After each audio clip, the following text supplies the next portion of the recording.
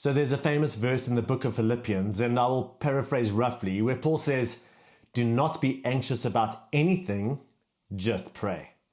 Now that sounds amazing, right? Except the problem is, prayer is one of the things that actually gives many of us anxiety, right?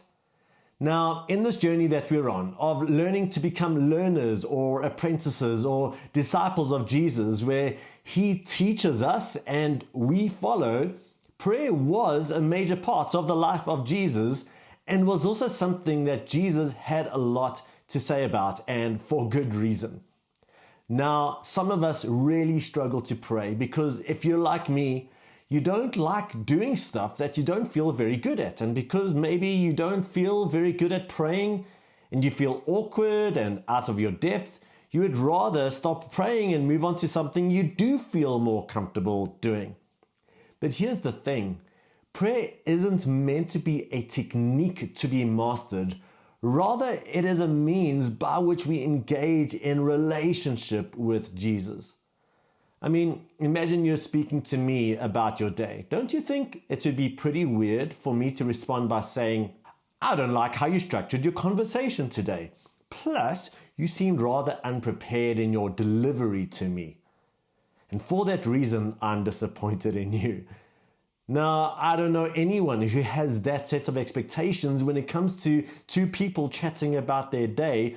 Why do we somehow think that God is any different? I also know that some people struggle to pray because they're afraid of the silence, where it just feels like me and, well, just me. And I get it, silence can feel very frightening in prayer. But what if the silence helps me realize how addicted to noise I am and how I need so much distraction in my life? And after everything is stripped away, what if it is actually a good thing to be quiet and silent and then to discover God there? I know some have seen through this very religious or ritualistic way of praying, and while you've seen the shortcomings of it, you struggle to find anything better, anything more life-giving. I know I've also spoken to many people that wonder, well, what if I pray for the cancer to go away and it doesn't? What if I pray about the job and I still don't get it? Now, when it comes to these struggles, maybe you identify with some of these reasons why we struggle in prayer. And maybe you have a few of your own big reasons why you struggle to pray.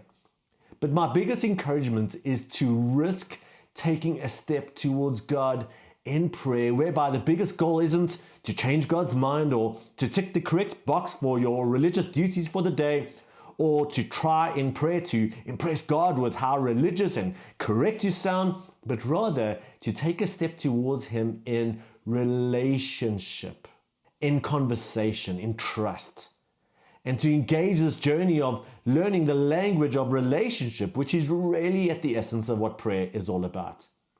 Tyler Staton, in his book on prayer, he says, if the Bible tells us anything about how to pray, it says that God much prefers the rough draft full of rants and typos to the polished, edited version. I love that real gritty invitation to be completely real and raw and honest with God.